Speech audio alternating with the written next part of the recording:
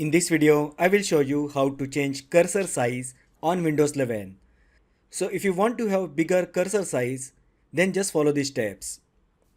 First, click on Start button and then click on Settings.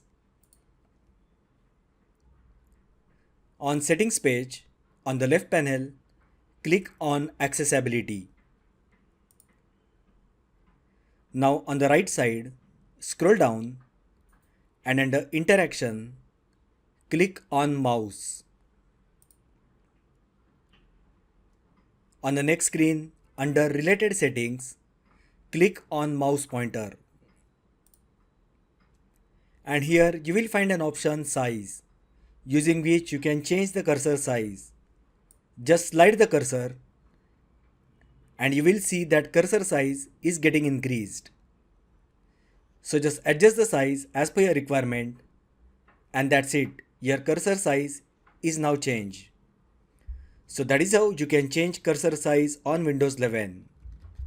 If you find the video helpful, then like the video, share with your friends and subscribe to my channel. Thanks for watching and I will see you in the next video.